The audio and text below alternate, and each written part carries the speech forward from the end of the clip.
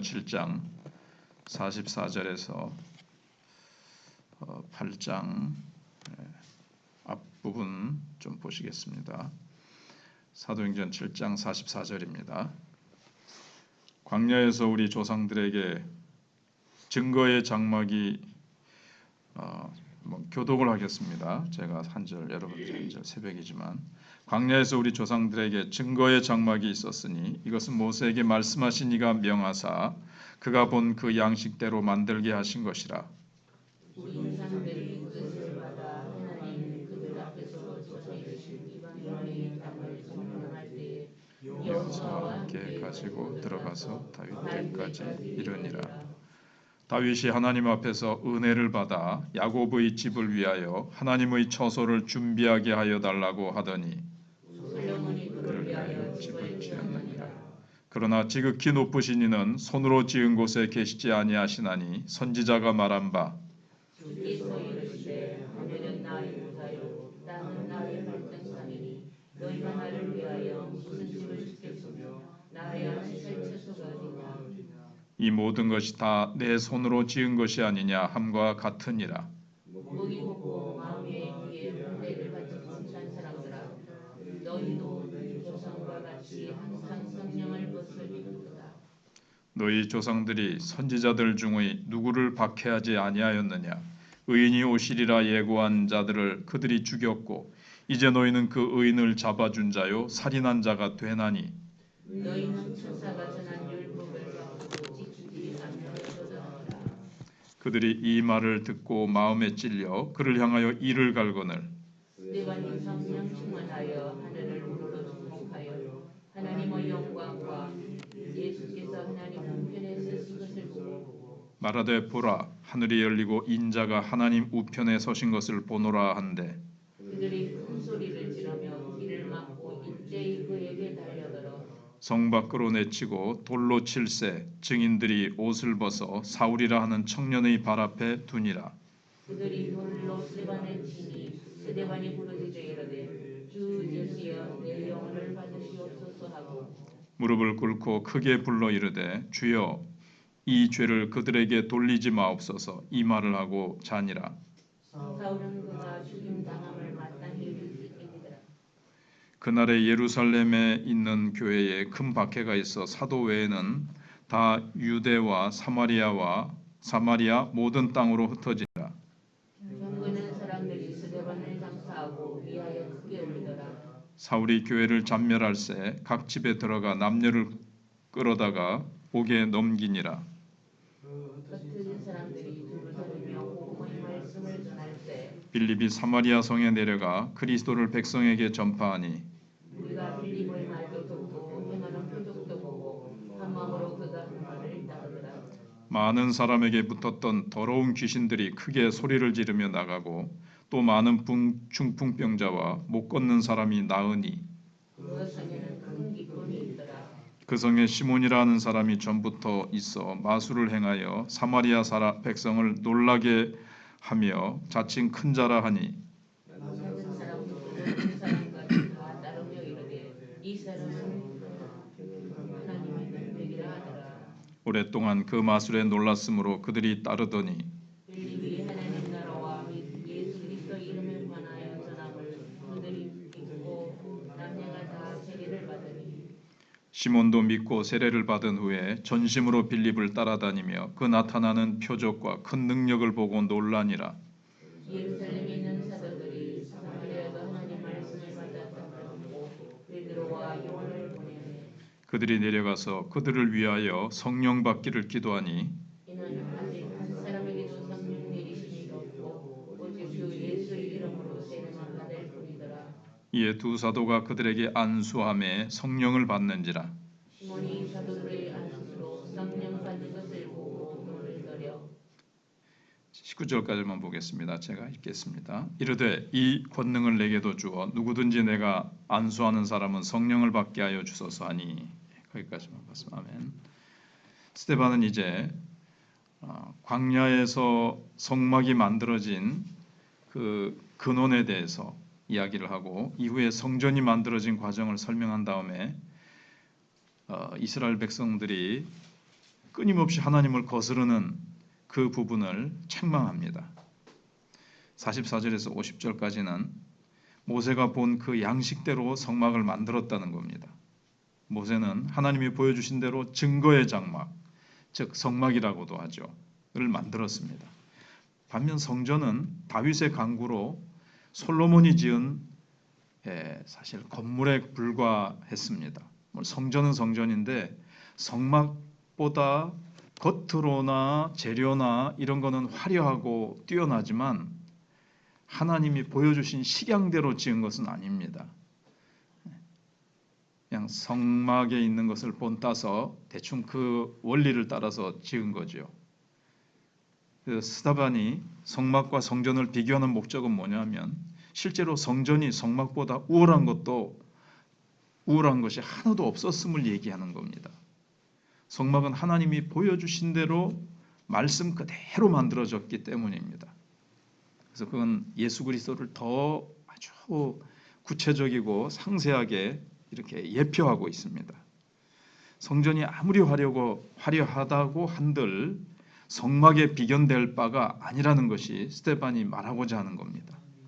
그래서 겉으로 보이는 화려함이 우리도 교회도 그렇고 번듯하게 크게 몇 빌딩같이 지은 거하고 천막처럼 지어진 교회하고 그렇게 겉을 가지고 비교할 수가 없다는 거죠. 성도의 자랑과 위로는 그런 화려함이나 크기가 아니고 겉이 아니고 겉은 비록 초라하다고 하더라도 말씀대로 살아가는 사람, 그 사람을 하나님이 기뻐하신다라는 겁니다.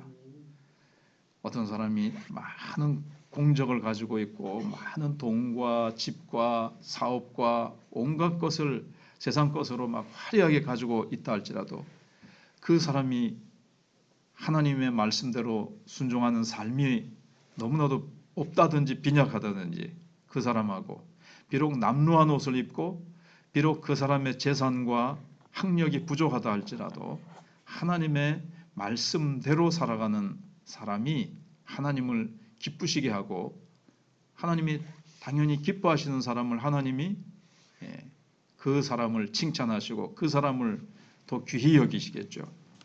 그래서 내가 추구하는 인생이 화려하지 않아도 성막처럼 하나님 말씀 그대로 성막을 말씀대로 지어지듯이 내 인생을 그렇게 하나님의 말씀대로 잘 지어져 나가야 되겠죠.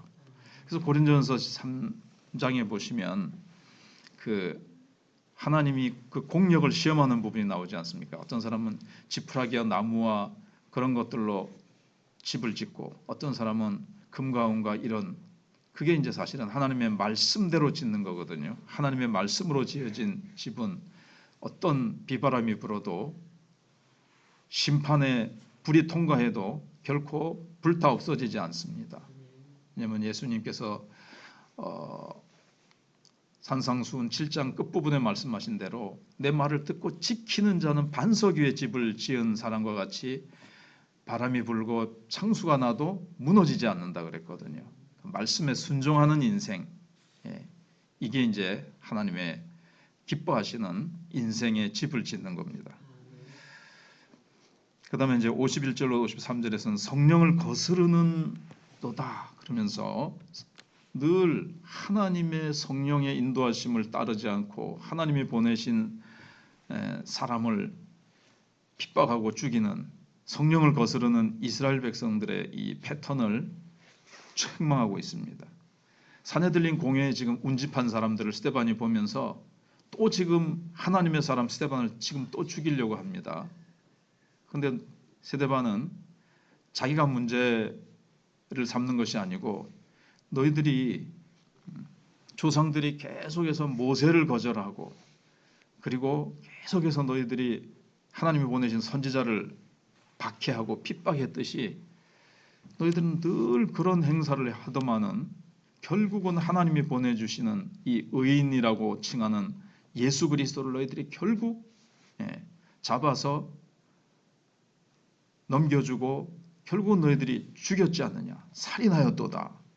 너희들은 항상 반역하고 하나님의 일하심을 거스르는도다 이렇게 얘기를 하고 있습니다. 그래서 목이 곧고 마음과 귀에 할례를 받지 못한 사람들아, 그래서 51절에 그렇게 아주 딱 지적을 합니다. 이 말이 이스라엘 백성들에게 어떻게 들렸겠습니까? 듣고 베드로가 얘기했을 때는 찔림을 받았는데, 찔림을 받고 회개했는데 이 사람들은 더 강팍해져 가지고 이제 스데반을 죽이죠. 그래서 성령의 역사가 한 사람은 더 강팍하게 할 수도 있고, 그러니까는 똑같은 초가 진흙이 햇빛에 의해서 햇빛을 받아서 이게 이제 진흙은 햇빛을 받으면 더 딱딱해지죠. 근데 초는 햇빛을 받으면 더 녹아내립니다. 그와 같이 이제 마음밭이 문제죠. 초와 같이 부드러운 마음은 말씀을 받고 부드럽게 녹아내립니다. 그러나 진흙과 같이 강팍한 마음은 이 하나님의 은혜의 햇빛을 받을 때 더 강팍해지는 심령이 있어요. 그래서 성령을 거스르는 이 이스라엘 백성들, 하나님의 말씀을 순종하고 믿음을 지키기 위해서 참 나가야 될 텐데, 우리는 이제 그 반대로 해야 되겠죠. 하나님의 말씀과 믿음을 지키기 위해서 이제 우리는 본성을 거스려야 됩니다. 근데 이 사람들은 본성을 따라서 행하는 거예요. 마음의 할례를 받지 못하기 때문에 거듭나지 못한 옛 본성, 죄의 자아, 아담의 후예로 받은 그 악한 본성이 그 속에 있기 때문에 하나님께 굴복할 수 없는 거죠. 로마서 8장에 있는 대로 육신에 속한 사람은 하나님의 법에 굴복하지 아니할 뿐 아니라 할 수도 없다. 이것은 성령에 의해서만 순종할 수 있는데, 성령을 받지 못했기 때문에, 성령으로 거듭나지 못하고 성령을 받지 못하기 때문에 너희들은 늘 거스르는 삶을 살 수밖에 없고 반역하는 삶을 살 수밖에 없다. 이 마음과 귀에 할례를 받지 못한 이 인간들아, 이렇게 이제 막 강하게 책망을 하는 거죠. 그래서 결국은 스데반의 고발에 이를 갈면서 달려들고, 그때 스데반은 하늘이 열리면서 예수 그리스도께서 하나님 보좌 우편에 앉아 계신 것이 아니라 서 계시는 것을 보게 됩니다. 스데반이 복음 전도하다가 순교하려고 할 때 주님이 어떤 분의 표현에 의하면 벌떡 일어서시는 거죠. 그래서 스데반은 예수 그리스도를 내가 하나님 우편에 계신 것을 보는도다. 그러니까 자기들이 죽인 예수 그리스도 아무것도 아니라고 자기네들은 생각하고 있고 이단의 괴수라고 생각을 하고 있는데, 그분이 하나님 보좌 우편에 서 계시다 그러니까는 막 더 마음이 강팍해져 가지고 광분해서 달려들어 스데반을 돌로 쳐서 죽입니다. 그런데 스데반은 우리가 잘 아는 대로 하늘을 바라보며 죽어가면서도 그리스도를 바라보고, 그리고 그들을 위해서 기도합니다. 돌을 던지는 그들을 위해서 기도합니다. 딱 예수님을 닮은 모습이죠. 자기를 십자가에 못 박는 자들을 위해서 기도하신 것처럼, 참 우리도 예수님이 그러셨던 것처럼 그렇게 참 우리의 원수, 우리를 찌르고 우리를 힘들게 하는 자를 위해서도 기도하는 자, 맞받아 치는 자가 아니라 그들을 향해서 하나님 모르고 그러니까 용서하소서.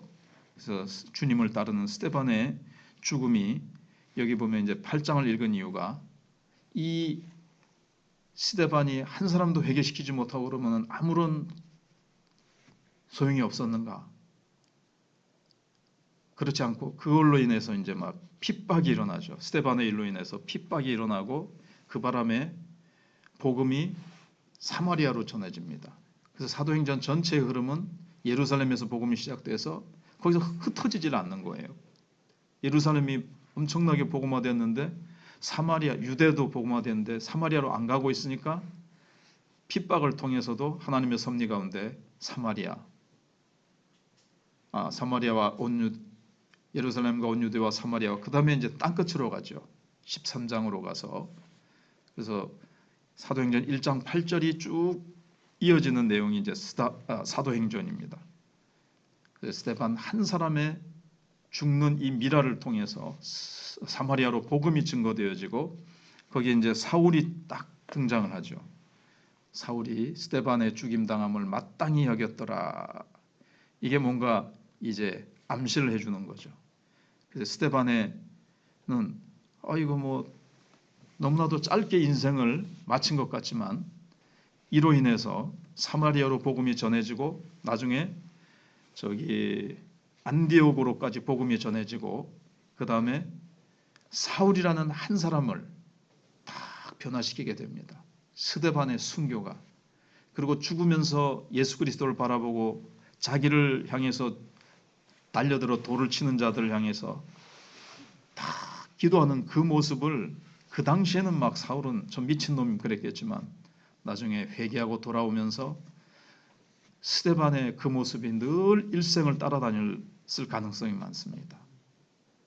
그래서 스데반의 죽음은 결코 헛되지 아니하고 그의 피는 수많은 영혼들을 구원하고 수많은 하나님의 사람들을 일으키고 수많은 교회를 세웠습니다. 그래서 순교는 교회 성장의 밑거름이 되고 꽃이 되고 그런 씨가 된다는 말이 있지 않습니까? 그래서 우리는 사울처럼 보이는 것만 집중하는 것이 아니라 매사에 자기 사고방식에 갇혀서 판단하고 살아가는 사람이 아니라 스데반과 같이 하늘을 바라보고 예수 그리스도를 바라보고 성전에 대한 그 당시의 사람들의 사고방식이 아니라 성전을 뛰어넘고 그 당시의 율법을 뛰어넘고 예수 그리스도께서 다 이루신 그 놀라운 예수 그리스도의 성취, 예수 그리스도께서 완성하신 것을 붙들고 이렇게 권능이 나타나고 수많은 사람들을 변화시키기까지 죽기까지 두려워하지 않고 담대히 복음을 전했던 스데반과 같은 삶을 우리도 살아가야 되겠고 앞에서 말씀드린 대로 화려함이 아니라 순전하게 하나님의 말씀만 순종하며 살아가는 우리가 되어야 되겠습니다.